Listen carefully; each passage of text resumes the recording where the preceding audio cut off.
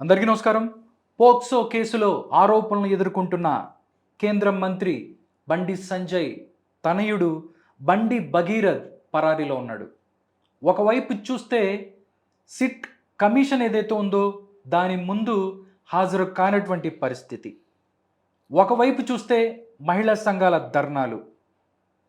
రాజకీయ పార్టీల్ని ఈ విషయంలో మెచ్చుకోవాలి. ఎందుకంటే తెలంగాణలో ఎప్పుడు కూడా ఏకాభిప్రాయం ఉండనటువంటి రాజకీయ పార్టీలు అన్నీ కూడా ఒక ఏకాభిప్రాయానికి వచ్చాయి. ఈ కేసులో ఎవరు కూడా మాట్లాడనటువంటి పరిస్థితి. అసలు ఏం జరుగుతుంది గ్రౌండ్ లెవెల్లో? బండి సంజయ్ కుమారుడు ఎక్కడున్నాడు? ఈ విధంగా ఎలా ముందుకెళ్తుంది కేసు? ఈ విషయాలు మనతో మాట్లాడటానికి పిఓడబ్ల్యూ సంధ్య గారు ఉన్నారు. మేడంతో మాట్లాడదాం, మరిన్ని విషయాలు తెలుసుకుందాం. నమస్కారం సంధ్య మేడం. నమస్తే అండి. నిజంగా మేడం, ఇప్పటి వరకు తెలంగాణలో రాజకీయ పార్టీలు ఏకాభిప్రాయం ఉండదు అని చెప్పి నేను ఎప్పుడు అనుకునేవాడిని మేడం. ఈరోజు ఈ విషయంలో మాత్రం ఏకాభిప్రాయానికి వచ్చాయి, ఎవరు మాట్లాడకుండా. ఒకవైపు చూస్తే మీడియా సోల్డ్ అవుట్ అంటున్నారు, మరోవైపు చూస్తే డైరెక్ట్గా బండి సంజయ్ మీటింగ్లో డైరెక్ట్గా బెదిరించే ప్రయత్నమే చేస్తున్నారని కూడా మాట్లాడుకుంటున్న పరిస్థితి. గ్రౌండ్ లెవెల్లో ఏం జరుగుతుంది? నిజంగా ఎవరైతే బాధిత మహిళకు దీనిలో న్యాయం జరుగుతుందా అంటే ఏం చెప్తారు మీరు? బాధితులు న్యాయ పోరాటం చేస్తున్నారు. నిజంగా ఒక కేంద్ర హోంశాఖ సహాయ మంత్రికి ఎదురుగా అందులో ఇట్లా బెదిరింపులకు పాల్పడుతూ వాళ్ళని కూడా ప్రత్యక్షంగా ఏప్రిల్ 21, 23 బెదిరింపులకు గురి చేశారు. 23న బండి సంజయ్ గారే స్వయంగా బెదిరింపులకు గురి చేశారు. అయినా కూడా భయపడకుండా వెనకడుగు వేయకుండా నిలబడి కేసు ఫైల్ చేయడం కోసం యుద్ధం చేశారు. ఆ తర్వాత విచారణలో భాగంగా భరోసా సెంటర్కి కానీ సఖీ సెంటర్కి కానీ అమ్మాయిని తీసుకెళ్ళి వాళ్ళకి కావాల్సిన సాక్ష్యాలు ఆధారాలు అన్నీ సమర్పిస్తున్నారు. పాప స్టేట్మెంట్ కూడా 2 సార్లు ఇచ్చారు ఇప్పటికే. సో ఇవన్నీ సహకరిస్తున్నారు. అంటే సహకరించడం అనకూడదు, వాళ్ళు న్యాయం కోరుతూ యుద్ధం చేస్తున్నారు. తప్పని స్థితిలో ఎఫ్ఐఆర్ చేసినటువంటి పోలీసులు ఒక్కొక్కటి మెల్లగా అసలు సాక్ష్యాధారాలు ఉన్నాయా లేవా అన్నట్లుగా ఆ అమ్మాయి వైపు నుంచి అన్నీ తీసుకుంటున్నారు. కానీ ముందు చేయవలసింది ఏంటి? బాధితురాలు కంప్లైంట్ ఇచ్చింది, దాంట్లో ప్రేమ ఫసి ఉందా లేదా చూడాలి. ఆ అమ్మాయి మొదటి స్టేట్మెంట్ ఇచ్చారు, ఆ అమ్మాయి ఇచ్చింది మెసేజ్లు వీడియోలు అన్నీ వాళ్ళు సమర్పించారు, అన్నీ సబ్మిట్ చేశారు. వాటిల్లో ప్రేమ ఫసి కనిపిస్తుంది. ఇంకా అంతెందుకు, బండి సంజయ్ గారు కరీంనగర్లో అదే రోజు ఇక్కడ మే 8న రిజిస్టర్ అయితే ఫోక్సో కేసు బండి భగీరథ్కి వ్యతిరేకంగా బండి భగీరథ్ పైన అదే రోజు అక్కడ ఈ పాప మీద హనీ ట్రాప్ కేసు పెట్టారు. అసలు హనీ ట్రాప్ అనే సెక్షను లేదు, ఆ పేరుతో చట్టం లేదు. హనీ ట్రాప్ అనే పదం కాయిన్ అయింది ఏంటంటే దౌత్య వ్యవహారాల్లో ఈ దేశ ఆంతరంగిక భద్రత కానీ దేశానికి సంబంధించిన అనేక సైనిక వివరాలు, మిలిటరీ వివరాలు, అంటే దేశ భద్రతకు సంబంధించిన రహస్యాలు బయటికి పంపినప్పుడు లేదా అధికారులని కట్టుకుని ఇట్లాంటి అమ్మాయిలను ప్రయోగించి, అంటే ఈ అమ్మాయి కాదు, వీళ్ళు హనీ ట్రాప్ అని పేరులో పెట్టినటువంటి జనరల్ దాని యొక్క అర్థం ఏంటనేది దాని అర్థం ఏంటంటే ఆడపిల్లల్ని ప్రయోగించి దాని సినిమాలు కూడా వచ్చాయి. మన ఇండియన్ అమ్మాయి పాకిస్తాన్ మిలిటరీకి సంబంధించిన అబ్బాయి మీద హనీ ట్రాప్ వేస్తారు. ఆ అమ్మాయి తన ప్రాణాన్ని పణంగా పెట్టి చేసినట్టు ఒక సినిమా కూడా ఉంటుంది. సో హనీ ట్రాప్ అనే పదం కాయనైంది వరల్డ్లో అనేక దేశాల మధ్య దౌత్య వ్యవహారాలకు సంబంధించి గూఢచర్యం చేసే వ్యక్తులని ట్రాప్లో వేసి రహస్యాలు తీసుకుపోవడం, రహస్యాలు చేరవేయడం లేదా రహస్యాలు అమ్మడం, ఇటువంటివన్నీ జరిగినాయి అనేక సందర్భాల్లో. వాటికి హనీ ట్రాప్ అనే పేరు పెట్టారు. మనం పాత సినిమాలు డిటెక్టివ్ నవలల్లో కూడా వచ్చాయి, జేమ్స్ బాండ్ 007లలో కూడా ఉంటాయి హనీ ట్రాప్ అని. సో అట్లాంటి హనీ ట్రాప్ ఒక 17 ఏళ్ల మైనర్ బాలిక మీద ఆరోపణ పెట్టడమే చాలా దుర్మార్గం. ఒక బండి సంజయ్ లాంటి వాళ్ళు చేయకూడని నేరం. ఎందుకంటే ఆయనే హోంశాఖ, ఆయనే దేశంలో శాంతి భద్రతలకు సంబంధించి మాట్లాడవలసిన వ్యక్తి, కాపాడడానికి కట్టుబడి నిలబడవలసిన మనిషి. కానీ ఇక్కడ ఏ శాంతి భద్రతల కోసం లేదా ప్రజల హక్కుల కోసం కట్టుబడవలసిన శాఖకి ఆయన మంత్రిత్వం, ఆ మంత్రిత్వ శాఖకి ఆయన నేతృత్వం వహిస్తున్నాడో ఆయన వైలేట్ చేస్తున్నాడు. అంటే హనీ ట్రాప్ అన్నారు కదా! అంటే మా అబ్బాయి ఆ అమ్మాయి వలలో పడ్డాడు అని అర్థం. అంతే కదా! అవును. వీళ్ళ అంటే అసలు ఆ కేస్ పెట్టచ్చా లేదని మీకు చెప్పాను. హ్మ్. అది అయిపోయింది. హ్మ్. కానీ దాని అర్థం వాళ్ళ అర్థం ఏంటి అంటే, మా అబ్బాయిని లొంగ తీసుకుంది ఆ అమ్మాయి. లేదా మా ట్రాప్‌లో వేసుకుంది అని. అంటే ఇప్పుడు కన్సెన్షువల్ సెక్స్ అయినా ఇద్దరి మధ్య హ్మ్. ఆ అమ్మాయి మైనర్ అయితే అతనిదే బాధ్యత. అతని మీదే ఉంటది. కేస్ ఉంటది. కన్సర్న్ ఉందా లేదా పక్కన పెట్టేసేయి. అంటే మైనర్ అయితే. మైనర్ మేజర్ అయితే అయితేనే. హ్మ్. మేజర్ అయితే కన్సర్న్ ఉండి అలాగే ఈ గొడవ అంతా ఎందుకుంటది ఆ! మేడం? మనం అసలు మేజర్ అయితే మాట్లాడుకునేవాళ్ళం పరస్పర కాదు గదా! అంగీకారంతోటి జరగాలి. ఆ! మైనర్ అయితే ఆమె అంగీకారంతో పని లేదు. నువ్వు లైంగికంగా సంబంధాలు పెట్టుకోకూడదు. హ్మ్. లైంగిక దాడి చేయకూడదు. లైంగికంగా ఉండమని కోరకూడదు. ఒకవేళ ఉండమని కోరినా అది కూడా నేరమే అని చట్టమే చెప్తుంది. హ్మ్. ఫోక్సో చట్టం చాలా క్లియర్‌గా చెప్తుంది. నిర్భయ చట్టం చాలా క్లియర్‌గా చెప్తుంది. హ్మ్. కానీ ఇక్కడ ఆ అబ్బాయి ఏదో అమాయకుడైనట్టు, ఈ అమ్మాయి ఏదో ట్రాప్‌లో వేసుకున్నట్లు అంటే మేము అడుగుతున్నాం నిజంగానే అనే ట్రాప్ కనుక ఆ అమ్మాయి వేస్తే, మీ అబ్బాయి ఏ సమాచారం ఇచ్చాడో చెప్పండి. హోంశాఖకు సంబంధించిన సమాచారం ఇచ్చాడా? దేశ భద్రతకు సంబంధించిన సమాచారం ఇచ్చాడా? హ్మ్. అయితే ఫోక్సోతో పాటు దేశద్రోహం కేసు కూడా పెట్టాలి. పెట్టాలి. ఎట్లా అయితే బండి సంజయ్ గారు హనీ ట్రాప్ అని నిజమే అయితే, అతని మీద ఫస్ట్ ఎందుకంటే ఆ అమ్మాయి మైనర్. హ్మ్. కాబట్టి సమాచారం ఇచ్చి ఏదేదో హనీ ట్రాప్ ఏసింది అంటున్నారు కదా! అదే నిజమైతే వాళ్ళ అబ్బాయి ఎందుకంటే అక్కడ మేజర్‌దే బాధ్యత. ఇప్పుడు హ్మ్. గూఢచర్యంలో హనీ ట్రాప్‌లలో పడ్డ వాళ్ళని సస్పెండ్ చేశారు. చర్యలు తీసుకున్నారు. జైళ్ళలో ఉన్నారు. భారతదేశ జైళ్ళలో ఉన్నారు. హ్మ్. ఏది ఈ హనీ ట్రాప్ కేసుల్లో చిక్కినటువంటి వాళ్ళు. మరి అట్లా చూసిన నువ్వు పెట్టిన హనీ ట్రాప్ కేస్ కూడా నీకే బూమరాంగ్ అవుతుంది. ఎందుకంటే నీ కొడుకు మేజరు. హ్మ్. అతను ఏ రహస్యాలు చేరవేశాడు. తండ్రి హోంశాఖలో ఉన్నాడని చెప్పి దేశానికి సంబంధించినవి లేదా ఇతరత్ర రహస్య సమాచారం ఏం చేరవేశాడో కూడా చెప్పాలి. ఇది నిజంగా హనీ ట్రాప్ అయితే. హ్మ్. లేదంటే మాకు తెలవక మా అజ్ఞానంతో, మూర్ఖత్వంతో హనీ ట్రాప్ కేస్ ఏదో పెట్టామని ఆ! ఒప్పుకోవాలి. ఏదో అమ్మాయి ట్రాప్ ఏసిందని దానికి హనీ అని పెట్టాము అని హ్మ్. ఏదో తప్పుడు సలహాలతో మీడియాలో ఓవర్ యాక్షన్ చేసే కొంతమంది ఉన్నారు గదా! హ్మ్. వీళ్ళకి చెంచాగిరి చేసేటోళ్ళు. హ్మ్. వాళ్ళు ఇచ్చినటువంటి సమాచారంతో పెట్టాము. కానీ ఇది ఈ అమ్మాయి మా అబ్బాయి నుంచి ఎలాంటి దేశానికి సంబంధించి హోంశాఖకు సంబంధించిన సమాచారం గూడా రాబట్టలేదని ప్రకటించవలసిన బాధ్యత గూడా బండి సంజయ్ గారి మీద ఉంది. హ్మ్. ఎందుకంటే హనీ ట్రాప్ కేస్ పెట్టారని. రెండో అంశం మా అబ్బాయి వలలో పడ్డాడన్నాడు. పడ్డాడంటే దాని అర్థం ప్రైమా ఫేసి ఉన్నట్టే ఫోక్సోకి. హ్మ్. అంతే కదా! ఈ అమ్మాయి మైనరు. హ్మ్. ఆ!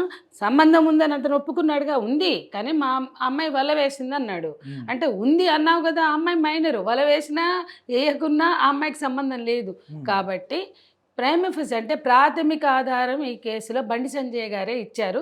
హనీ ట్రాప్ కేసు నమోదు చేయడం ద్వారా. ఓకే. అంతకుముందు ఫిబ్రవరిలో గూడా నిర్మల్‌లో ఒకటి పెట్టారు వాళ్ళు. హ్మ్. ఆ కేసు పోలీసులు పట్టించుకోలే. కానీ బండి భగీరథ ఫ్రెండ్‌తో అక్కడ ఒకటి పెట్టించారు. ఈ అమ్మాయి బెదిరిస్తుంది అని, అంటే బ్లాక్‌మెయిల్ చేస్తుందని. ముందుగానే ఇలాంటిదేదో జరగబోతదని ప్రీ ప్లాన్డ్‌గానే వాళ్ళు ఉన్నారనుకోవచ్చా మేడం? ఖచ్చితంగానే ఫిబ్రవరిలో నిర్మల్‌లో కేసు పెట్టారంటే ప్రీ ప్లాన్డ్ ఉన్నారు. ఓకే. ఒకటి మేడం. కొన్ని అంశాలు డైరెక్ట్‌గా మీతో మాట్లాడతాను మేడం. గ్రౌండ్ లెవెల్‌లో ప్రజల మధ్య ఉన్న అంశాలు, క్లారిటీ లేక సతమతమవుతున్న విషయాలు ఏదైతే ఉన్నాయో, ఈ మధ్య కొత్తగా ఈరోజు చూసుకున్నట్టయితే, ఆ అమ్మాయి మేజరు అనే ఒక వాదన తీసుకొస్తున్న పరిస్థితి ఉంది. నిజంగా బుద్ధి, జ్ఞానం ఉందా? ఎవరైతే కొంతమంది మీడియాకి, ఎవరైతే మీడియాని చెప్పుకుంటూ ఒక ఆడపిల్ల శీలాన్ని చంపేయడానికి ప్రయత్నిస్తున్న కొంతమంది జర్నలిస్టులని ప్రశ్నిస్తున్నా. నిజంగా వాళ్ళకి ఏదైతే ఆ అమ్మాయి మైనర్ కాకపోతే ఫోక్సో కేస్ ఎలా పెడతారు? పోలీసులు పిచ్చోళ్ళా? లేకపోతే పెద్ద పెద్ద వాళ్ళు ఇన్ని నెలలు తప్పించుకొని, ఇన్ని నెలలు ఆవిడ చేయకుండా ఇప్పుడొచ్చి అక్కడ ఎందుకంటే అటు ఎదురు వ్యక్తి సెంట్రల్ మినిస్టర్ కొడుకు. తెలియకుండా పెట్టానంటారా? ఆవిడ మేజరు మైనర్ కాదు అని చెప్తున్న వాళ్ళకి మీరేం చెప్తారు? ఇప్పుడు ఆ అమ్మాయే నేను లవ్ చేశానంది. నా ఫస్ట్ లవ్ అంది. ప్రేమించాము, తిరిగామంది. ఆ తర్వాత బ్రేకప్ చెప్పాడు. బ్రేకప్ చెప్పాక అంటే బ్రేకప్ చెప్పకముందు ఏ రిసార్ట్స్‌కి తీసుకెళ్ళాడు, ఏ అపార్ట్మెంట్స్‌కి తీసుకెళ్ళాడు వివరాలతో సహా ఇచ్చింది. ఆ అబ్బాయి పెట్టిన మెసేజ్‌లు పలానా అపార్ట్మెంట్‌కెళ్దాం రమ్మన్నది. పలానా 31st నైట్ అనన్య ఫార్మ్స్‌కెళ్దాం రమ్మన్నది. అక్కడ అతను బిహేవ్ చేసిన విధానం. వాటి మీద కూడా వాళ్ళిద్దరి మధ్య జరిగిన వాగ్యుద్ధాలు. ఆ తర్వాత అమ్మాయి లండన్ ఇంటర్మీడియేట్‌కి వెళ్ళిపోదామంటే, "నువ్వు వెళ్తే నేను చచ్చిపోతా. నేను ప్రేమిస్తున్నా. మనం మైనారిటీ తీరాక పెళ్లి చేసుకుందాం. పెళ్లి చేసుకున్నాక వెళ్దాం" అని పెట్టిన అన్ని మెసేజ్లు పేట్ బషీర్బాగ్ పోలీసులకు వాళ్ళు సబ్మిట్ చేశారు. ఓకే. అవన్నీ చూసాకే వాళ్ళు సెక్షన్స్ ఒక మార్చారంటారా? నిమిషం అండి, బండి సంజయ్ కొడుకని పెట్టలేదు కానీ హ్మ్. గ్రౌండ్ లేకపోతే వాళ్ళకి ఒక నిమిషం బండి సంజయ్ కొడుకుని రక్షించడానికి అక్కడ గ్రౌండ్ లేకపోతే, అమ్మాయి మైనర్ కాకపోతే, హ్మ్. లేకపోతే ఎఫెన్స్ లేకపోతే, వాళ్ళు సాక్ష్యాధారాలు సబ్మిట్ చేయకపోతే అసలు వాళ్ళకి అదే చాలు కదా, ఇవేవి సరిపోవు, మేము కేసు పెట్టమని చెప్పాలి. అమ్మాయి మైనర్ అనేది నిర్ధారణ కాలేదు, మేము పెట్టమని చెప్పేవాళ్ళు. అంటే బండి సంజయ్ కొడుకుని ఇన్ని రకాలుగా రక్షించాలనుకున్న వాళ్ళు ఆ అమ్మాయి దగ్గర ఆధారాలు లేకపోతే, అసలు ఆ ఇప్పుడు అమ్మాయి దాకా ఉండేదా? డేట్ ఆఫ్ బర్త్ సర్టిఫికెట్ లేకపోతే ఎట్లా, అసలు మనకి మున్సిపల్ సర్టిఫికెట్లు ఎట్లా వస్తున్నాయి? బర్త్ సర్టిఫికెట్స్ పాత రోజుల్లో అంటే రాయించేవాళ్ళు. వీళ్ళంతా యంగర్ జనరేషన్, వీళ్ళు పుట్టినప్పుడే మున్సిపల్ రికార్డ్స్లో ఉంటది. సో ఆ బర్త్ సర్టిఫికెట్ ఉంది. అయితే నాకు ఈ రోజే ఒక కాన్ఫిడెన్షియల్ సోర్స్ ద్వారా తెలిసింది ఏంటంటే, ఆ అమ్మాయి డేట్ ఆఫ్ బర్త్ సర్టిఫికెట్ని కూడా మార్చడానికి ప్రయత్నిస్తున్నారు. అంటే ఫేక్ సర్టిఫికెట్లు, మీరు ఇప్పుడు అన్నారు కదా, ఫేక్ సర్టిఫికెట్లు సృష్టించడానికి ఒక ప్రయత్నం జరుగుతోంది, జాగ్రత్త అని మాకు ఈరోజే ఒక ఫోన్ వచ్చింది. అంటే మీడియాలో కొంతమంది, మీడియా మిత్రులే మాకు కూడా సమాచారాలు ఇచ్చేది. సో ఇదే మీడియాలో కొంతమంది పూనుకుని ఆయన పడేసిన డబ్బులకు మీడియా మేనేజ్మెంట్ జరిగింది, 5 CR పంపిణీ జరిగింది అని కూడా వింటున్నాం. ఏవైనా వార్తలు వస్తూ ఉంటాయి, అందులో నిజానిజాలు నిగ్గుదేల్చవలసిన బాధ్యత పోలీసులది, వాటిని ప్రూవ్ చేసుకోవాల్సిన బాధ్యత బండి సంజయ్ కొడుకుది.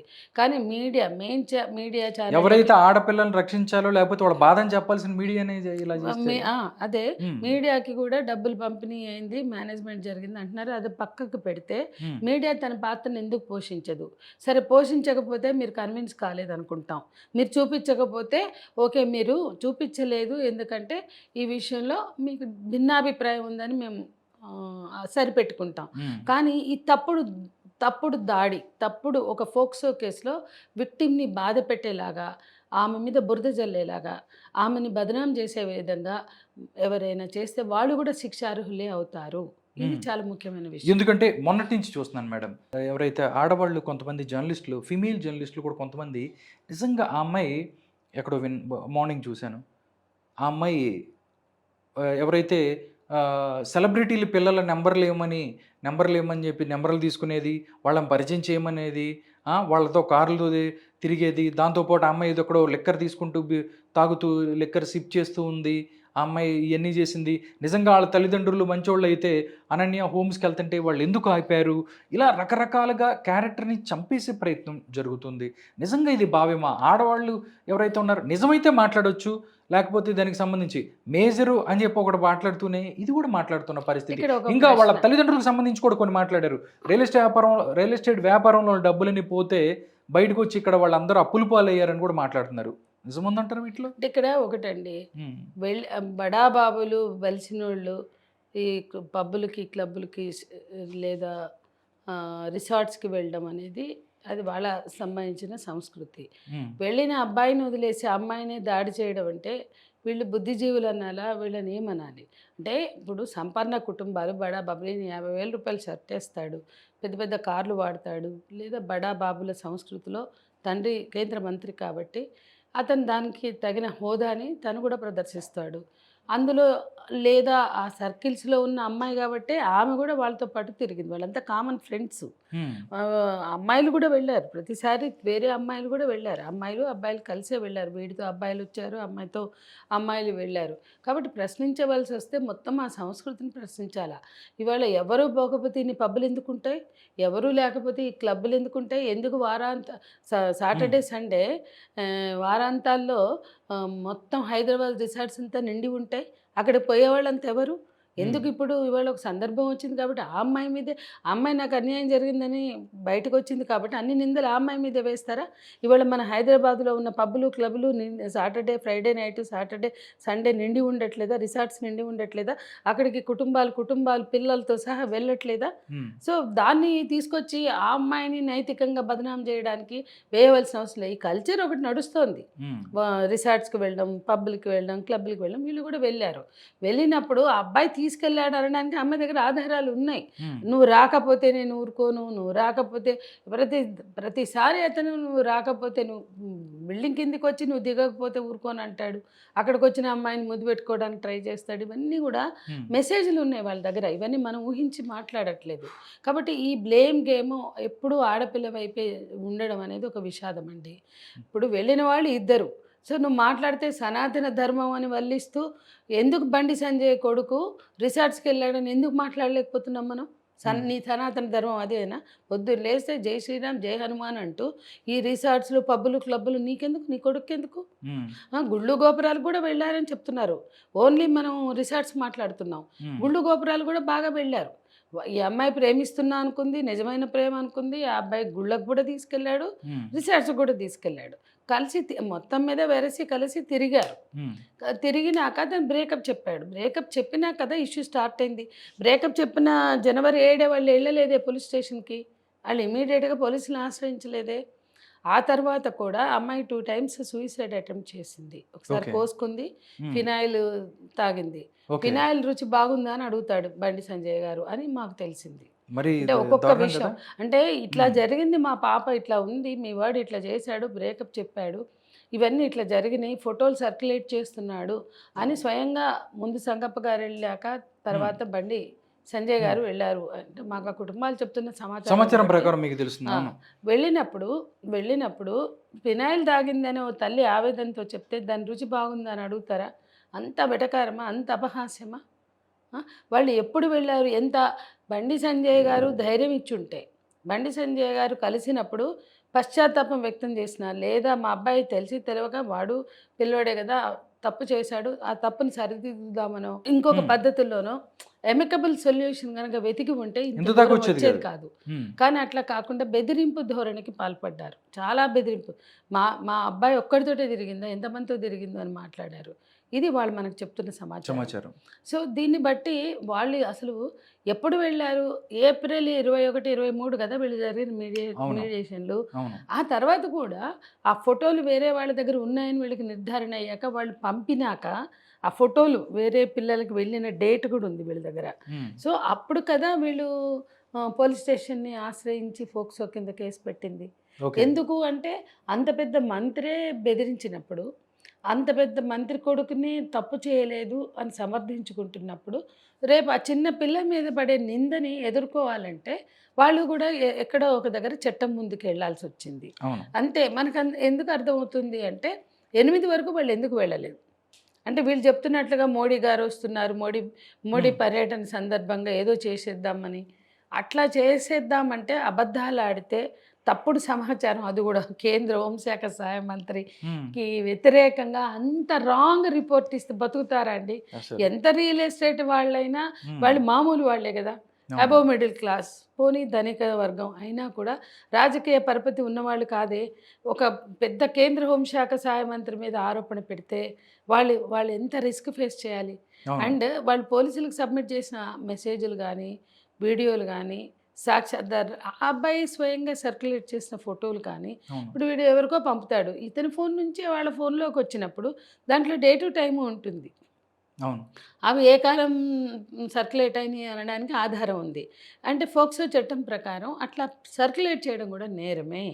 అట్లాగే ఇవాళ ఒక కేంద్ర హోంశాఖ సహాయ మంత్రి ఒక మైనర్ బాలిక మీద ఆ కేసు పెడితే ఆయన కూడా దానికి జవాబుదారీయే. కేంద్ర హోంశాఖ సహాయ మంత్రి అయితే హనీ ట్రాప్ అని పెట్టేస్తే ఆయన జవాబుదారీ కాదా? ఒక మైనర్ బాలిక మీద తప్పుడు ఆరోపణ పెట్టినందుకు ఆయన కూడా చట్టం ముందు నిలబడవలసిన రోజు వస్తుంది.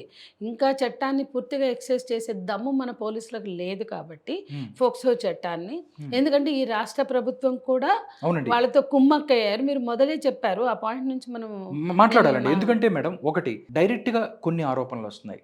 ఎవరైతే కేసుకు సంబంధించి పోక్సో కేసు పడింది కేంద్ర సహాయ శాఖ మంత్రి కొడుకు మీద, అలాంటిది ఇద్దరు కలిసి ఒకే వేదిక వేదికను పంచుకున్నారు. కేసు ప్రియమిత్రు పెట్టినాక. కేసు పెట్టిన తర్వాత అంటే ఇండైరెక్ట్‌గా ఎలాంటి మెసేజ్ తీసుకెళ్తున్నారు? ఎవరైతే కేసు పెట్టిన వాళ్ళకి అని కూడా మాట్లాడుకుంటున్న పరిస్థితి. అవును. దాంతో పాటు కూడా ఎవరైతే ఈ కేసు డీల్ చేస్తున్న రితురాజ్‌కి మనం డీసీపీ ఆవిడ కూడా మాట్లాడితే, ప్రూవ్ అయితే మేము కేసు పెడతామని చెప్పి కూడా ఒకరోజు బయట ఆమె మాట్లాడింది. ఇష్టం కాదు. అసలు ఆమె రితురాజ్ ప్రూవ్ ఏంటి? వాళ్ళు ప్రూవ్ చేయడం కాదండి. ఏంటి? ఫోక్సో చట్టం మిగతా ఆ! వాళ్ళ మీద ఎట్లా పెట్టారు? పెట్టగానే ఎందుకు అరెస్ట్ చేశారు? ప్రూవ్ అయ్యాకే పెట్టారు. ఇందులో పెట్టారా? ప్రైమా ఫేసి ఉంది కదా! వాళ్ళు ఇచ్చిన సమాచారంలో హ్మ్. వాళ్ళు ఏవైతే వీడియోలు, ఆడియోలు, ఎస్ఎంఎస్ మెసేజ్‌లు, వాట్సాప్ మెసేజ్‌లు అవును. ఇచ్చారో దాంట్లో ప్రైమా ఫేసి ఉంది. ప్రాథమిక ఆధారం ఉంది.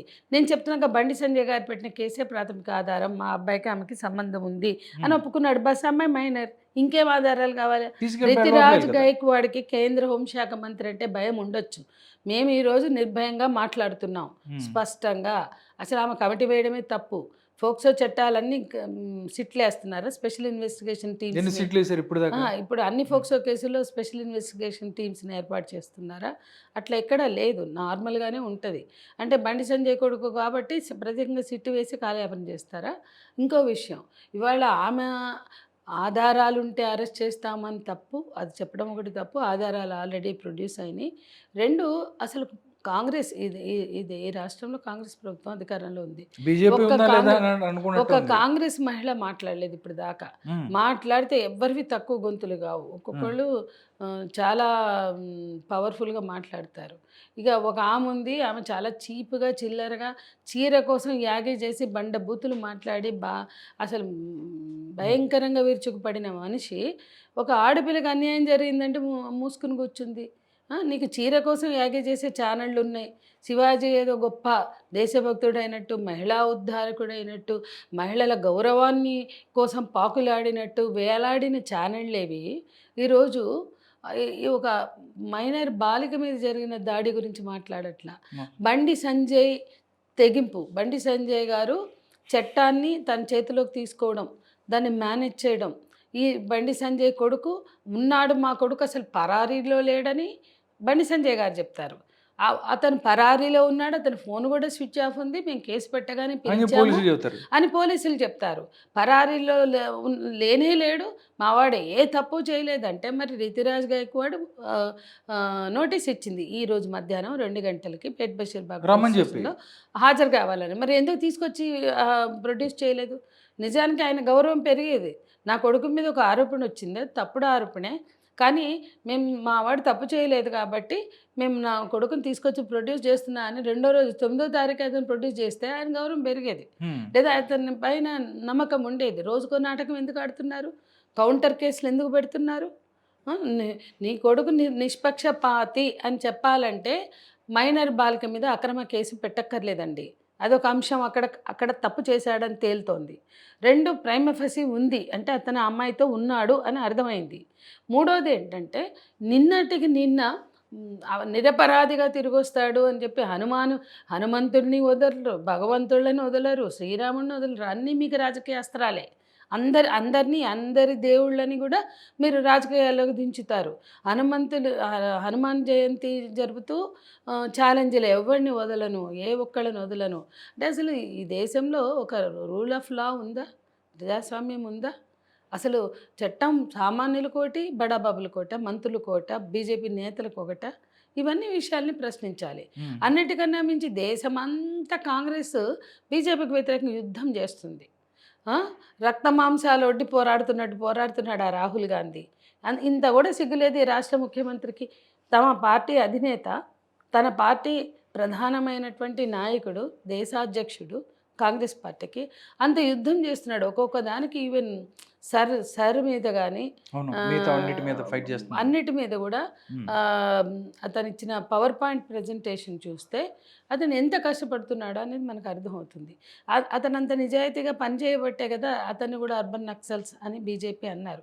అంటే మీ నేతని అర్బన్ నక్సల్ అన్నా కూడా మీకు పట్టదు.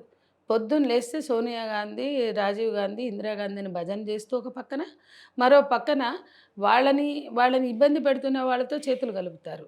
వాళ్ళు స్నేహహస్తం చేస్తే అర్రులు చేస్తూ పోయి హత్తుకుంటారు. ఈరోజు మోడీ గారు మొన్న 10వ తారీఖు ఈయనని ఆహ్వానిస్తున్నాడు పార్టీలో వచ్చి చేరమని. ఏం జరుగుతోంది? కాంగ్రెస్ అధిష్టానం ఎందుకు పట్టించుకోవట్లేదు, ఎందుకు గుర్తించట్లేదు? మీరు ఎందుకు అక్కడ అంతంత ఫైట్లు చేస్తున్నారు? ఇక్కడ ఇక్కడ మ్, ములాఖాత్ మో- అయిపోయారు. ఇక్కడ ములాఖత్ అయిపోయి మోడీ కనుసన్నల్లో వ్యవహరిస్తున్నారు, లేదా బీజేపీ కేంద్ర ప్రభుత్వం బీజేపీ కనుసన్నల్లో వ్యవహరిస్తున్నారు. రేవంత్ రెడ్డి అసలు కాంగ్రెస్ బీజేపీ జనాలకు ఇప్పుడు అర్థం జనాలు కన్ఫ్యూజ్ అయిపోతున్నారు. ఒక్క మహిళ మాట్లాడదు, ఒక ఎంపీ మాట్లాడదు, ఏదైనా విషయం అయితే కాంగ్రెస్ వాళ్ళు మొత్తం దిగుతారు, ప్రెస్ మీట్లు పెడతారు, ఎమ్మెల్యేలు మాట్లాడతారు, ఎంపీలు మాట్లాడతారు, మహిళా నేతలు మాట్లాడతారు. సీతక్క మాట్లాడట్లేదు. ఆశ్చర్యం, ఆమెకు ఒక సంస్కృతి ఉంది, ఆమె కింద నుంచి పోరాటాల నుంచి వచ్చింది. కేంద్ర మంత్రి బీజేపీ నేత బండి సంజయ్ గారు మాట్లాడుతున్న మాటల్ని, జరుగుతున్న నాటకాన్ని, జరుగుతున్న డ్రామాని మాట్లాడలేని సత్తానా వీళ్ళది? సీతక్కకి సురేఖకి ఇద్దరు కూడా తక్కువళ్ళేం కాదే. అసలు మాట్లాడే సత్తా లేదా? ఈ రాష్ట్ర మహిళకు సంబంధించిన అంశం, ఒక మైనారిటీ, ఒక మైనర్ బాలికకు సంబంధించిన అంశం. ఎందుకు మీరు మాట్లాడకపోతున్నారు? ఆమె మాట్లాడితే అతను కాపు కాబట్టి అంటారు. ఆ అమ్మాయి కూడా కాపే, ఆ అమ్మాయి కూడా అదే సామాజిక వర్గానికి చెందింది. అంటే మీరు చూడండి, అమ్మాయిల విషయం అనే కాదు, ఏ విషయం ఉన్నా రాజకీయంగా వీళ్ళు ఎదుర్కొంటారు, మాట్లాడతారు. గతంలో కూడా చూసాం కౌంటర్లు, ప్రతి ఖండనలు ఉంటానే ఉంటాయి. కానీ ఇక్కడ మాత్రం ఏమీ ఎందుకు లేదు. మీరు స్టార్టింగ్ ఒక మాట అన్నారు, చాలా విచిత్రంగా ఒక ఐక్యత కనిపిస్తుందని. రాజకీయ పార్టీలు ఈ ఐక్యత దేనికోసం అని మేము అడుగుతాం. ఒక అమ్మాయిని ఒక మైనర్ బాలికని బజార్లో పెట్టి ఈ రకంగా దెబ్బతీయడానికి, దాడి చేయడానికి 17 ఏళ్ల పాప కోసం, పాపకి వ్యతిరేకంగా బడాబాబులంతా ఏకమవుతారు అన్నట్టుగా అన్ని ఆధిపత్య పార్టీలు, బుర్జువా పార్టీలన్నీ ఎంత ఘోరంగా ఐక్యత చాటుతున్నాయి. అసలు ఎంఐఎం ఎట్లాంటి స్థితిలో ఎంఐఎం అసదుద్దీన్ ఓవైసీ మాట్లాడాడు అంటే, ఏ నైతిక విలువలు ఉండవా? మీ వెనక ప్రజలు ఉన్నారు, సామాన్య ప్రజలు ఉన్నారు. బీజేపీ వెనకైనా, ఎంఐఎం వెనకైనా, కాంగ్రెస్ వెనకైనా, బీఆర్ఎస్ వెనకైనా సామాన్య ప్రజలు ఉన్నారండి. వాళ్ళకి మనోభావాలు ఉంటాయి, సామాన్య ప్రజలకి ఫీలింగ్స్ ఉంటాయి. వాళ్ళందరికీ ఒక ఫీలింగ్ ఉంటుంది, ఎవడు తప్పు చేసినా వాడికి శిక్ష పడాలి అనేది ఇన్ జనరల్గా కోరుకుంటారు. కానీ ఎవరు అమాయకులు బలైనా, ఒక మైనర్ బాలిక మీద దాడి జరిగిన అన్యాయమైనా అయ్యో అనుకుంటారు. కానీ ఆ ప్రజల ఫీలింగ్స్ని రెస్పెక్ట్ చేసేవాళ్ళైతే, నిజంగా ఒక మైనర్ బాలికకి ఆ అమ్మాయి ఇష్టపడింది, ప్రేమించింది కాబట్టి వాడు ఫోర్స్ చేసి రమ్మన్నవి కూడా ఉన్నాయండి వీడియోలు. వెళ్ళింది, అయితే వెళితే ఆ అమ్మాయి మీద ఎంతైనా బెదిరిస్తారా? అమ్మాయి మీద ఎంతైనా బురద జల్లుతారా? ఇది కదా ప్రశ్నించాలి. ఆ అమ్మాయి ఫోటోలు నువ్వు వద్దని, జనవరి 7 నువ్వు వద్దని చెప్పాక బ్రేకప్ అని చెప్పేవాడు. మా నాన్న ఒప్పుకోడు, నా బ్రేకప్ చెప్తున్నా అన్నాడు. ఊరుకోవచ్చు కదా. ఆ ఫోటోలు ఎందుకు నువ్వు మార్చి ఏప్రిల్లో పంపాడు? ఎందుకు పంపాడు అంటే, బ్రేకప్ చెప్పినాక కూడా వాళ్ళ సావేదో వాళ్ళు చేస్తున్నారు కదా. ఆ పిల్ల డిప్రెషన్లోకి వెళ్ళి రూమ్లోంచి 2 నెలలు రూమ్లోంచి బయటకు రాలే అమ్మాయి. ఆ అమ్మాయి రూమ్లోంచి కూడా బయటకు రాకుండా ఆమె ఏడుస్తుంది కదా. ఫోటోలు ఎందుకు సర్క్యులేట్ చేసావు? బెట్టింగ్ చేశాడట. ఈ అమ్మాయిని పడేస్తే దీనికి చాలా పొగురని. ఇతని ఫ్రెండ్స్, వీళ్ళకి కామన్ ఫ్రెండ్గా ఈ అమ్మాయి పరిచయం అయింది కామన్ ఫ్రెండ్స్ ద్వారా. ఈమెను ఎవరు పడేస్తారని ఛాలెంజ్ చేశాడట. నువ్వు పడేస్తావా, నేను పడేస్తానా, ఎవరు పడేస్తారో చూద్దామని. నేను పడేసిన అని చెప్పడానికి ఇవన్నీ సర్క్యులేట్ చేశాడంట. మీరు చూడండి, బ్రేకప్ చెప్పాడు, నేరంలో ఇరుగుతానన్న భయం లేదా? అంటే ఛాలెంజ్ చేశాడు కాబట్టి, బెట్టింగ్ చేశాడు కాబట్టి పంపించాడు. అంటే ఒక ఆడపిల్ల మీద ఒక మంత్రి కొడుకు బెట్టింగులు చేస్తుంటే, బెట్టింగుల్లో భాగంగా ఆ అమ్మాయిని లొంగ తీసుకుంటే, నేను దాన్ని పడేస్తా చూడు, పెళ్లి చేసుకొని కానీ పడేస్తే చూడు అని చెప్పి, అంటే మాకు వచ్చిన వార్త ఇవి. ఎందుకు పంపాడు అనేది ప్రశ్నిస్తే వాళ్ళు చెప్పారు. ఎందుకు పంపాడు అంటే బెట్టింగ్ చేశాడట. ఆ బెట్టింగ్ చేసిన వాళ్ళకే పంపాడు. పంపితే అందులో ఒకడు వీళ్ళకి మళ్ళీ పంపించాడు. వాడు చెప్పాడు, వాడు తప్పు కూడా ఒప్పుకున్నాడు, మా మధ్య బెట్టింగ్ జరిగింది అని. సో ఇంత ఘోరంగా ఒక ఆడపిల్ల మీద వ్యాపారం చేస్తే, ఒక ఆడపిల్ల మీద వ్యవహారం చేస్తే, ఒక ఆడపిల్ల మీద ఈ రకమైన అంటే వాళ్ళ పురుషత్వాలు, వాళ్ళ హీరోయిజాలు చాటడానికి ఇది పెద్ద సినిమా హీరోలు అనుకుంటున్నారా వీళ్ళు? ఇటువంటి వాడు ఇంకా ఏముద్ధరించాడని స్టాండ్ విత్ బండి భగీరథ అని పెడుతున్నారు. సిగ్గుండాల. సోషల్ మీడియా ఆర్మీని మెయింటైన్ చేసి ఈ రకమైనటువంటి ప్రయోగాలు చేస్తే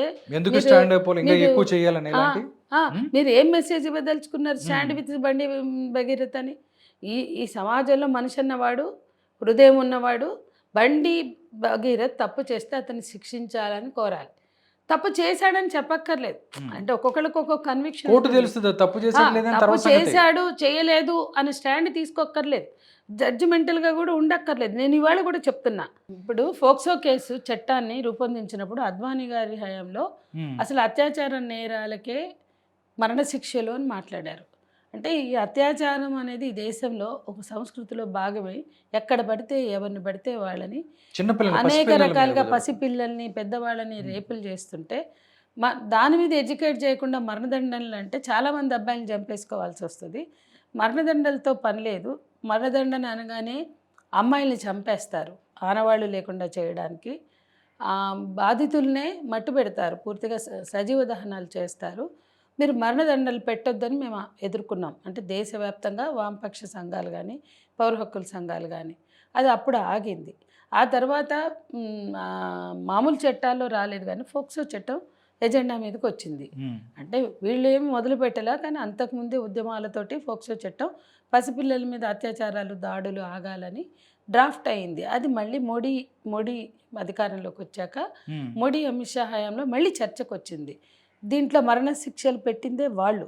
మేమేమన్నామంటే ఫోక్సో అంటే ఒక్కోసారి 19 ఏళ్ళ అబ్బాయిలు 20 ఏళ్ళ అబ్బాయిలు కూడా దాంట్లో ఇరుక్కుంటారు. అంటే ఆ ఇంటిమసీలో కావచ్చు, లేకపోతే పోర్న్ కల్చర్ ప్రభావం కావచ్చు, వాళ్ళలో ఉన్న హార్మోన్స్ ప్రభావం కావచ్చు, ప్రేమ అనే భ్రమలోనో లేదా నిజంగానే ప్రేమించుకుంటారు. కానీ ఆ తర్వాత గొడవలు అయితే అవి ఫోక్సో అవుతాయి. ఎందుకు అవుతాయి అంటే అమ్మాయి మైనర్ కాబట్టి, మైనరు అంగీకారం ఉన్నా కూడా ముట్టుకోకూడదు కాబట్టి అది ఫోక్సో కేసు కింద నమోదవుతుంది ఆటోమేటిక్గా. దీని మీద కూడా ఒక సినిమా వచ్చినట్టుంది, అది శివాజీ, నాకు గుర్తులేదు. ఇద్దరు ప్రేమించుకుంటారు కానీ అమ్మాయి మైనర్ కాబట్టి తండ్రి కేసు పెడతాడు. అది అయితే మేము ఇవన్నీ ఈ సినిమాల కన్నా ముందే ఊహించి మరణశిక్షలు పెట్టొద్దు అని మేము కోరాం. మేము దానికోసం ప్రోగ్రామ్స్ చేసాం. ఫోక్సోలో మరణశిక్షలు వద్దు, 20 ఏళ్ళు 21 ఏళ్ళ పిల్లలు కూడా హార్మోన్స్ ప్రభావంతో తప్పు చేశాక అమ్మాయి తల్లిదండ్రులు పోయి మా అమ్మాయి మైనరు, వాడు అమ్మాయిని లొంగ తీసుకున్నాడని పెడతారు. అప్పుడు ఈ అబ్బాయిలు అన్యాయంగా చచ్చిపోతారు. అంటే మా ఉద్దేశం అత్యాచారాలు జరగకూడదు, అత్యాచార నేరాలు జరగకూడదు, ఆమె అంగీకారం లేకుండా ఆమెను ముట్టుకోకూడదు. అట్లాగే మైనర్ అయితే ఆమె అంగీకారం ఉన్నా లేకున్నా ముట్టుకోకూడదు. ఆ క్యాంపెయిన్ చేయాలి. బట్ ఎక్కడైనా జరిగితే ఈ పరిస్థితుల ప్రభావం అనే దాన్ని కూడా పరిగణలో తీసుకుని వాళ్ళకి లైఫ్ వేయండి, ఎక్స్టెండెడ్ లైఫ్ వేయండి. కానీ చంపేస్తే ఆ అబ్బాయిల్ని కూడా చంపేస్తే వాళ్ళు రియలైజ్ అవ్వడం మనకు కావాలి. వాళ్ళ ఆలోచన విధానం ఆడపిల్లలంటే లైంగిక అవయవాలు, లైంగిక వస్తువులుగా చూడకూడదు. కాబట్టి ఆ కల్చర్ని మనం మార్చాలి. కానీ మరణశిక్షలు కాదు అని మళ్ళీ మేమే మాట్లాడాం. కానీ అమిత్ షా గవర్నమెంట్, మోడీ గవర్నమెంట్ వాళ్ళు దాంట్లో మరణశిక్షలు పెట్టారు. మరి మీ ప్రభుత్వమే కదా ఫోక్సోలో మరణశిక్షలను తీసుకొచ్చింది. వీళ్ళు ఇప్పటి వరకు కూడా వాళ్ళు జస్ట్ అమలు చేస్తారు, పాటించరా? 4 టర్మ్స్ అంతే. వాళ్ళు 4 టర్మ్స్ ఉన్నారు కదా. హిందూ మహిళల కోసం ఒక చట్టం లేదు, ఒక్క చట్టం కూడా హిందూ మహిళలను రక్షించడానికి లేదు. హిందూ మహిళల మీద జరుగుతున్న హింసల మీద లేదు. ఒకటేమో ట్రిపుల్ తలాక్ తీసుకొచ్చారు, అంటే ముస్లిం మహిళలకు అన్యాయం జరుగుతుందని. ఇంకోటేమో ఫోక్సోలో మరణశిక్షలు అన్నారు. అది కూడా అవసరం లేదు, మరణశిక్షలు కాదు, ఎక్స్టెండెడ్ లైఫ్ పెట్టండి అని మేము అన్నాం. కానీ ఈరోజు అదే మీ వంతుకు వస్తే, అదే ఫోక్సో చట్టం మీ మీదకి వస్తే ఎఫ్ఐఆర్లు ఉండవు. ఒకవేళ ఎఫ్ఐఆర్లు ఉన్న అరెస్టులు ఉండవు. ఒకవేళ అరెస్టులు ఉన్న బ్లేమ్ గేమ్లు మొదలవుతాయి. మరి మీరు చెప్పిన మరణశిక్షలు ఇక్కడ అమలవుతాయా? అసలు అది ఉందో అని కూడా వీళ్ళకి తెలుసో తెలియదో నాకు డౌటే. అంటే ఇవాళ ఎందుకు మేము చెప్తున్నాము అంటే చట్టాన్ని బాధితులు ఎవరైనా సమానంగా న్యాయం జరగాలి, నేరస్తులు ఎవరైనా శిక్షలు ఉండాలి. అది కదా ఏ ప్రభుత్వం అన్నా చేయవలసింది. బాధితులు పేదవాళ్ళైతే న్యాయమే అక్కర్లేదు, లేదా నేరస్తులు పేదవాళ్ళైతే వాడిని అరెస్టు చేయొచ్చు, ఎన్కౌంటర్ చేయొచ్చు, జైలుకు పంపొచ్చు, ఉరిశిక్షలు వేయచ్చు. అంతేనా? ఇవాళ పలుకుబడి ఉన్న వాళ్ళ పిల్లలు ఒక్కళ్ళైనా ఎన్కౌంటర్కి గురయ్యారా? ఒక్కళ్ళైనా మరణశిక్షకు గురయ్యారా? కాలేదు. అటువంటి వాళ్ళని కూడా చంపకూడదు అని మాట్లాడింది మేమే, కానీ వీళ్ళెవరు మాట్లాడలేదు. అటువంటప్పుడు ఫేక్ ఎన్కౌంటర్లు చేసైనా మీకు ఇష్టమైతే చంపారు, మీ పేరు వస్తుందంటే చంపారు. కానీ అదే బడాబాబుల్ని ఎవరినైనా ఫేక్ ఎన్కౌంటర్ చేశారా చెప్పండి? అసలు ఎన్కౌంటర్ చేశారా? ఒక్క కేసులో చూపించండి. సామూహిక అత్యాచారాలు జరిగినాయి, కైలాంజీ నుంచి మొదలు పెడితే వాకపల్లి వరకు. ఇవాళ మొత్తం ఉత్తర భారతం అంతా కూడా అత్యాచారాలు, మేము గతంలో కూడా మీ ఛానల్ చెప్పాను. అవునండి. మరి అక్కడ ఎక్కడ నమోదు కావట్లేదు ఎందుకు కేసులు? అక్కడ ఎక్కడా కూడా శిక్షలు ఎందుకు ఉండవు? అక్కడ ఎక్కడ ఎన్కౌంటర్లు ఎందుకు ఉండవు?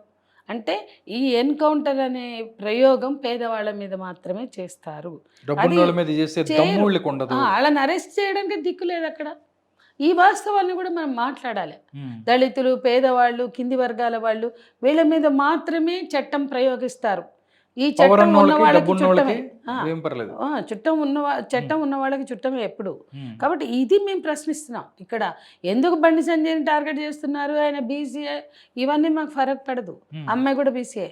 కానీ ఇవాళ బండి సంజయ్ అధికార దుర్వినియోగానికి పాల్పడుతున్నాడు. మా కళ్ళ ముందు స్పష్టంగా కనిపిస్తుంది, విస్పష్టంగా కనిపిస్తుంది. ఇది అధికార దుర్వినియోగం. తన కొడుకుని రక్షించుకునే ప్రయత్నం. రోజుకు ఒక స్టేట్మెంట్, పోలీసులు ఒక స్టేట్మెంట్ ఇస్తారు, ఆయన ఒక స్టేట్మెంట్ ఇస్తారు. అందరూ కలిసి బండి భగీరథను రక్షించే ప్రయత్నం. దానికి ఉదాహరణ కాంగ్రెస్లో ఎవరు మాట్లాడరు. ఇవన్నీ కూడా మనం పరిగణలోకి తీసుకోవాలి కదా. ఇవన్నీ పరిగణలోకి తీసుకుంటే కాంగ్రెస్ పార్టీ అభయహస్తం ఇచ్చింది బండి భగీరథ్కి. కాంగ్రెస్ పార్టీ బండి సంజయ్ ఆత్మీయుడు, ప్రియమిత్రుడు, కొడుకుని రక్షించాలని ప్రయత్నిస్తుంది. ఇది స్పష్టంగా మెసేజ్ వచ్చింది ప్రజలకి. అది కాదంటే మీరు రుజువు చేయండి. నిన్న ఆయన ఆదేశం ఇచ్చాడట రాష్ట్ర డీజీపీ గారికి. ఆ రాష్ట్ర డీజీపీ గారు ఇప్పుడు కేసు నమోదు చేశాము, మీరు అతన్ని అరెస్ట్ చేయండి అని ఆదేశం ఇస్తే అప్పుడు నోటీస్ నిన్న సర్వ్ చేశారు, ఈ రోజు రమ్మని. అంటే నిన్న అంటే 12, 8న కేసు ఫైల్ అయితే 12వ తారీఖు సర్వ్ చేశారు. అంటే ఆయన చెప్తున్నాడు మోడీ గారు వచ్చారు, అంతా బిజీగా ఉన్నాము అని చెప్పి మాట్లాడుతున్నారు. అది కూడా చెప్పారు. అంటే కొంతమంది మాట్లాడుతుందంటే మోడీ గారు వచ్చారు కాబట్టి మీరు నేరాలు చేసుకుంటూ పోవచ్చు అని కూడా కొంతమంది. మోడీ గారు వచ్చారని చెప్పి మిగతా కేసుల్లో నేరస్తులను అరెస్ట్ చేయలేదా? ఎక్కడ? మోడీ గారు వచ్చారు ఆ టైంలోనే ఒక ఐపీఎస్ అధికారి భార్యను చంపేసి దొంగతనం చేశారు. నేపాలీ గ్యాంగుల కోసం ఎక్కడెక్కడికి వెళ్ళారు, ఎన్ని టీమ్స్ని ఏర్పాటు చేశారు, ఎన్ని టీమ్స్ వెళ్ళాయి, ఎన్ని టీమ్స్ అసలు వాళ్ళని పట్టుకొచ్చినాయి చెప్పండి.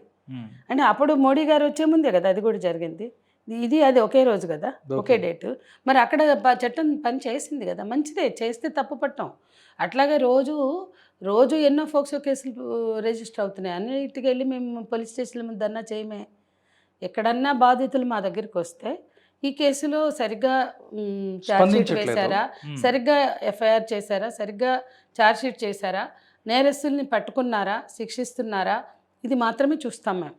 కానీ ధర్నాలు చేయలేదు ఫోక్సో కేసులో. ఇవాళ ఈ కేసులో వెళ్ళి పోలీస్ స్టేషన్ ముందు ధర్నా చేసాం. పిఓడబ్ల్యూగా, పీడిఎస్యూగా, ఇఫ్టుగా మేము ఇవాళ ధర్నా చేసాం. ఎందుకు ధర్నా చేయాల్సి వచ్చింది? దానికి కారకులు బండి సంజయ్ గారు, తెలంగాణ రాష్ట్ర పోలీసులే, రేవంత్ రెడ్డి ప్రభుత్వమే. ఇన్ని ఫోక్సో కేసుల్లో మేము చాలా కేసుల్లో ఈ మధ్యకాలంలో గత సంవత్సరం 8 కేసులు మేము డీల్ చేసాం. దాంట్లో 5 ఏళ్ల పాప ఉంది, 3 ఏళ్ల పాప ఉంది, 8 ఏళ్ల పాప ఉంది, 11 ఏళ్ల పాప అయితే గ్యాంగ్ రేపుకి రిపీటెడ్గా గురై ఆ అమ్మాయి డెలివరీ అయింది. ఆ అమ్మాయికి 7వ నెల నిండితే గాంధీ హాస్పిటల్లో అబార్షన్ చేయడానికి ఒప్పుకోకపోతే కోర్టు నుంచి, హైకోర్టు నుంచి పర్మిషన్ మేము తెచ్చాం. తల్లి పేదరాలు, ఆమెకి ఆ ప్రెగ్నెన్సీ ఇష్టం లేదు, తీయమంటే తీయట్లేదు గాంధీ హాస్పిటల్ వాళ్ళు. ఆ అమ్మాయి 11 ఏళ్ళ అమ్మాయి, 10 నిండింది. ఆ పాపకి ప్రెగ్నెన్సీ ఏంటి 10 ఏళ్ల పాపకి అని చెప్పి తీయడానికి మేము కోర్టుకు వెళ్ళి, మేము హైకోర్టు ఆర్డర్ తెచ్చి, మేము అబార్షన్ నిలబడి చేయించి, ఆ పాపని ఆరోగ్యంగా చేయించి తల్లికి అప్పచెప్పాం. మరి ఏ పోలీసులు చేయలేదు, ఏ రాష్ట్ర ప్రభుత్వం చేయలేదు. మేము దాదాపు ఓన్లీ లాస్ట్ ఇయర్ సంగతే చెప్తున్నాను నేను. 8 కేసులు మైనర్ బాలికల కేసులు మేము హ్యాండిల్ చేసాం. ఎక్కడ ప్రభుత్వాన్ని తిట్టలేదే, ఎక్కడ ధర్నాలు చేయలేదే. ఆ పోలీసులు సరిగ్గా లేకపోయినా కూడా సరే వాళ్ళ రొటీన్లు వాళ్ళు అంతేలే, మనం చేసేద్దాం అనుకున్నాం. ఇప్పుడు ఆ మైనర్ బాలిక వాళ్ళు పట్టుకున్నారు, నేరస్తులు ఒప్పుకున్నారు. వాళ్ళు అందరూ అంటే మేజర్స్ మైనర్స్ కలిసి ఉన్నారు, అబ్బాయిలు 5-6 అబ్బాయిలు ఫ్రెండ్స్ బ్యాచ్, వాళ్ళు ఒప్పుకున్నారు. కానీ ఆ పోలీసులు మేమేం బ్లేమ్ చేయలేదు, ఏం అనలేదు. సరే మీ వల్ల కాకపోతే మేమే చేస్తామని చెప్పి మేము కోర్టుకు వెళ్ళాము. చూడండి, మహిళా సంఘాలుగా బాధితురాలు పక్షాన మేము కోర్టుకు వెళ్ళి 7వ నెల ఆ పాపకి ఏమన్నా అయితే మేము ఎంత గిల్ట్తో చచ్చిపోవాల్సి వచ్చేది మాకు. ఆ పాపకి గడగడలాడుతూ నిలబడ్డాం హాస్పిటల్లో, గాంధీ హాస్పిటల్లో. ఎందుకు 10 ఏళ్ళ అమ్మాయి తల్లి అవుతుంది, ఆ పిల్ల తల్లి ఇళ్లలో పనిచేస్తుంది. ఆ పాపని ఆ రకంగా చూడలేక అదే పోలీసులు కూడా ఏం చేయలేకపోయారు కదా. వాళ్ళు చేయలేని కూడా మేము చేయగలిగామంటే ఒక మానవత్వంతో మాత్రమే. అంటే ఇన్ని కేసులు డీల్ చేసిన మేము ఈరోజు ధర్నా చేశామంటే బండి సంజయ్ ప్రభావం ఇక్కడ ఉంది, అధికార దుర్వినియోగం ఉంది అనేది స్పష్టంగా అర్థమైంది కాబట్టి ఈరోజు మేము ప్రొటెస్ట్ చేసాం. మేడం, చాలామంది మాట్లాడుతున్నారు, ఎవరైతే హిందూ వ్యతిరేకులు, సెక్యులర్ భావాలు ఉన్నాళ్ళు, బీజేపీ అంటే గిట్టన వాళ్ళు, బండి సంజయ్ కేంద్ర మంత్రిగా ఎదుగుతుంటే నేను కాషాయం పట్టుకొని చిన్నప్పటి నుంచి రోడ్ల మీద ఇంటికి ఇంత వాడిని అయ్యాను, నా ఎదుగుదల చూడలేకే నా కుటుంబాన్ని నాశనం చేయలేను, నా కొడుకు మీద లేనిపోని నిందలు వేస్తూ మాట్లాడుతున్నారు అని చెప్పి కూడా చాలా ఎమోషనల్గా మాట్లాడారు. దీంట్లో అలాంటి కోణం ఏముందా? సెక్యులర్ కోణాన్ని తీసుకొచ్చే ప్రయత్నం చేస్తున్నారు. అసలు బాధ్యతలు సెక్యులరా ఇలా కమ్యూనిస్టులా తెలుసుకోవాల్సిన బాధ్యత ఈ పోలీసులది, ఈ రాష్ట్ర ప్రభుత్వంది, మాట్లాడే వాళ్ళది. ఆ బాధితులు వాళ్ళు మా దృష్టిలో. బాధితులు బయటికి రాకుండా మేము బయలుదేరలేదు. రెండోది, బాధితులు బయటకు వచ్చాక విషయం అంతా ఎప్పటి నుండి, ఏప్రిల్ నుంచి నడుస్తుంది. నిజం చెప్పాలంటే ఫిబ్రవరి నుంచి నడుస్తుంది. అప్పుడేం మేము ఎవరు వెళ్ళలేదు కదా. ఆ తర్వాత వాళ్ళకి ఎఫ్ఐఆర్ పెట్టాకే కదా మాకు తెలిసింది మేము మాట్లాడుతున్నది. ఇందులో కమ్యూనిజం ఏముంది, సెక్యులర్ కోణం ఏముంది, ఇవన్నీ అబద్ధాలు. ఇంకోటి, మీరు కింది నుంచి పైకి వస్తే వచ్చారు, మీ అంత పైకి వచ్చాక కూడా ఈ పుత్రవాత్సల్యం ఏంటి, అంత పైకి వచ్చాక కూడా ఈ పుత్రప్రేమ ఏంటి, అంత పైకి వచ్చాక కూడా ఈ పుత్రపక్షపాతం ఏంటి, ఈ బేటా బచావో బేటా బగావో ఏంటి, బేటీ బచావో బేటీ పడావో అని మీ ప్రధానమంత్రి ఇస్తే మేరా బచ్చాకు మేరా బేటాకు బచావో అని నువ్వు మొదలెట్టావు. దాని అర్థమే మార్చేశారు. బేటా బచావో ప్రోగ్రాంగా మార్చారు. బేటీ బచావో కాస్త బేటా బచావో అయిపోయింది ఈ రాష్ట్రంలో, ఈ దేశంలో. ఇదే కాదు, వాళ్ళు అన్ని చోట్ల అదే చేశారు. కతువాలో అదే చేశారు. కతువాలో నిందితులు పోలీసులు పట్టుకుంటే వాళ్ళు ఒప్పుకున్నారు నేరాన్ని. ఒప్పుకున్నాక అరెస్ట్ చేస్తే వాళ్ళని విడుదల చేయాలని బీజేపీ ర్యాలీ తీసింది. మొదటిది భారతదేశంలో అత్యాచార నేరస్తుల్ని అరెస్ట్ చేయొద్దు, విడుదల చేయాలి అంటే రిమాండ్ పోయే క్రమంలోనే ర్యాలీ తీశారు ఎక్కడ, కతువాలో. తర్వాత ఉన్నావులో చూసాం, హత్రాస్లో చూసాం. బాధితుల్నే నేరస్తులుగా చేశారు, లేదా బాధితుల్నే భయపెట్టారు, లేదా బాధిత కుటుంబ సభ్యుల్ని హత్యలు చేశారు. ఎవరు? బీజేపీ నేతలు. అట్లాగే బ్రిజ్ భూషణ్, ఈ దేశ రెజ్లర్స్ క్రీడా పథకాలు తెచ్చి ఇదే ప్రధానమంత్రి గారి సమక్షంలో మేము గర్విస్తున్నాం, ఈ మహిళలు రెజ్లర్స్గా భారతదేశానికి పథకాలు సాధించారు, మేము గర్విస్తున్నాము అని ప్రకటించినటువంటి మోడీ ప్రభుత్వం వాళ్ళని వేధించిన బ్రిజ్ భూషణ్ వాళ్ళ సాక్ష్యాధారాలతో సహా కమిటీ ముందుకు కూడా అన్నీ చెప్పారు. అయినా సరే అతన్ని శిక్షించకపోగా అతనికి మళ్ళీ ఎంపీ సీట్ ఇచ్చారు. అట్లాగే బిల్కిస్ బానో ఏ గుజరాత్లో మాసకర్ అయిందో, మైనారిటీల మీద దాడి అయిందో, బిల్కిస్ బానో కుటుంబ సభ్యుల్ని హత్య చేశారో, ఆమె మీద నిండు గర్భిణి మీద అత్యాచారం చేశారో అదే గుజరాత్ కోర్టు వాళ్ళకి శిక్షలు వేసింది, అత్యాచార నేరస్తులుగా నిర్ధారించింది. హంతకులుగా బిల్కిస్ బానో కుటుంబ సభ్యుల హంతకులుగా నిర్ధారించింది గుజరాత్ కోర్టే. గుజరాత్ కోర్టే వాళ్ళకి లైఫ్ వేసింది, మరణదండన ఇలా లైఫే వేసింది. వేస్తే దాన్ని ఎందుకు తగ్గించింది గుజరాత్ బీజేపీ ప్రభుత్వం అది మేము అడుగుతున్నాం. సరే తగ్గించారు, ఎందుకు తగ్గించారంటే సత్ప్రవర్తన.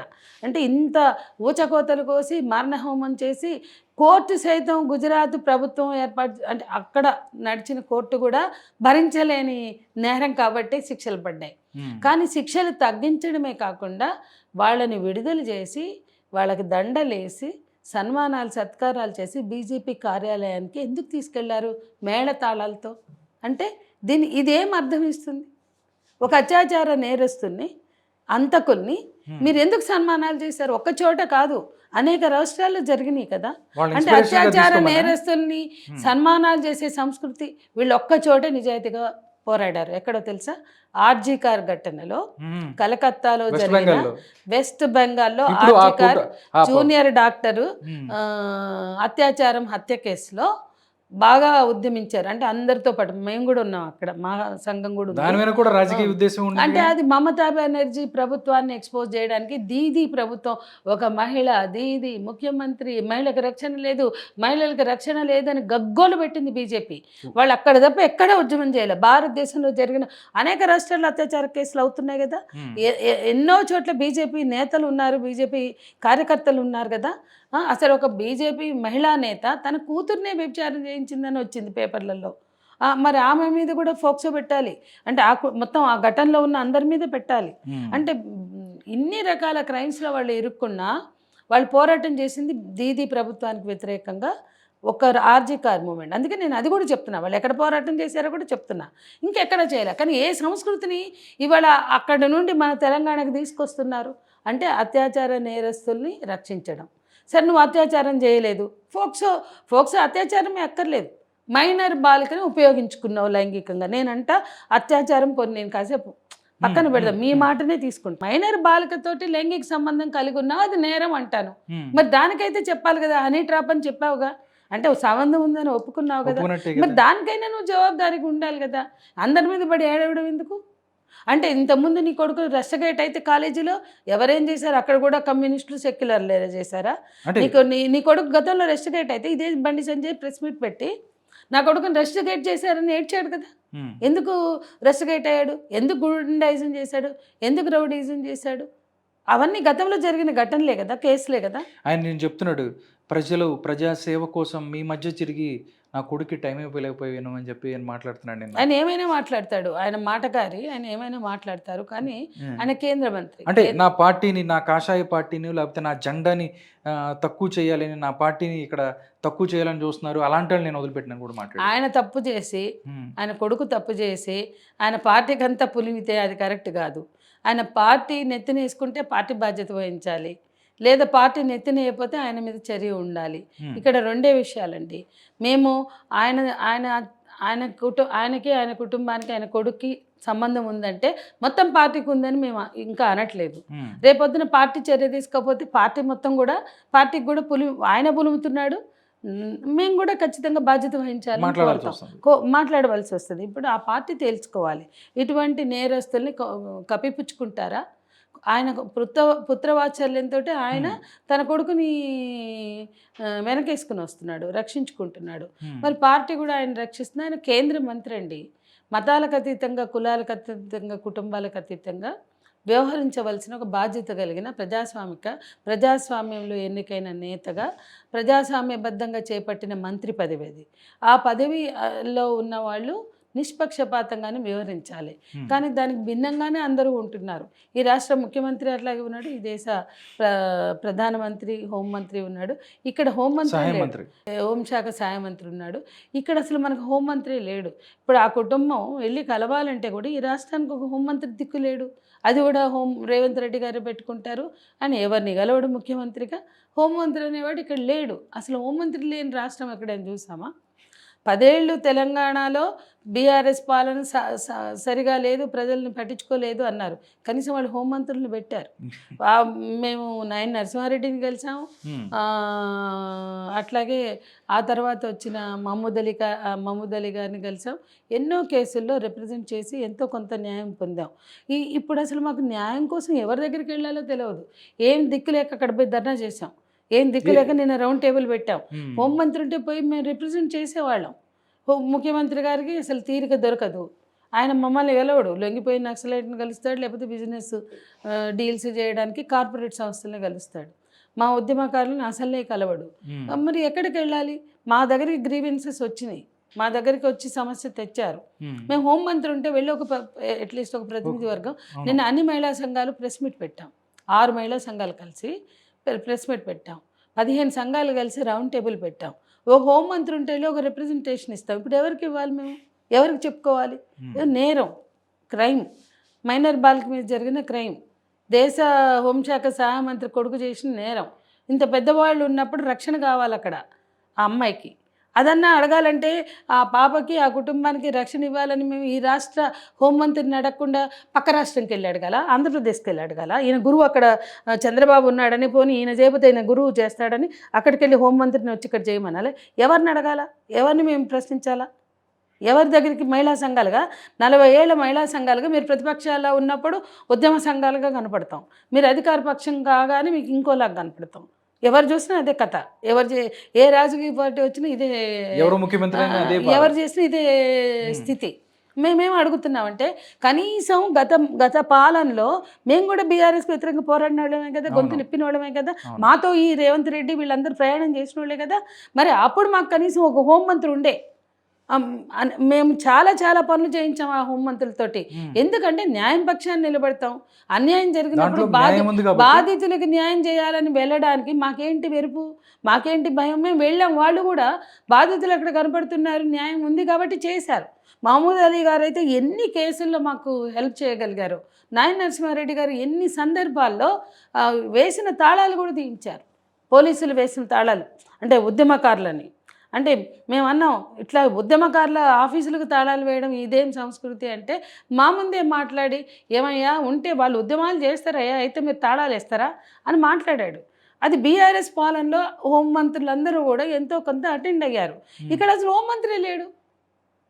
కాబట్టి ఇట్లాంటి స్థితిలో పాలన చేసుకుంటూ అందరినీ బెదిరిస్తూ ఈయన మాట్లాడతాడు. ఇవన్నీ పని పాట లేని వాళ్ళు చేసేదంట. ఏం మాట్లాడతాడండి? ఒక మైనర్ బాలిక రక్షణ గురించి, న్యాయం గురించి మాట్లాడితే పని పాట లేని వాళ్ళు చేస్తున్నారు. ఇష్టం వచ్చినట్టు మాట్లాడి చేతులకి గాజులు తొడుక్కోలేదు అంటాడు ఈ ముఖ్యమంత్రి. ఎవ్వరు చూసిన ఆడవాళ్ళని కించపరిచేవాళ్లే. నీకేమైంది?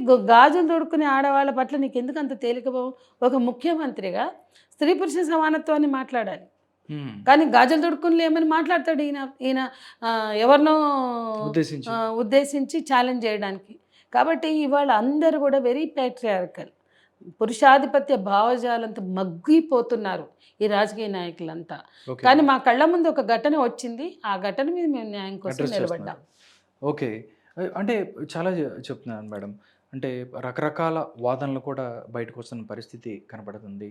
అంటే అన్నిటికన్నా కూడా సెక్షన్స్ మార్పు ఏదైతే ఉందో, బిఫోర్ దీన్ని ఏదో 7 సంవత్సరాలకు ముందు సెక్షన్స్ పెట్టి పక్కకు పంపించే స్టేషన్ బెయిల్ వచ్చేలాగా ప్లాన్ చేశారు. కానీ దాని తర్వాత ఏదైతే కొంతమంది సోషల్ మీడియా, దాంతోపాటు మీలాంటి ప్రజా సంఘాలు, మహిళా సంఘాలు వాళ్ళ తర్వాత ప్రెషర్ పెరిగింది అనుకోవచ్చా?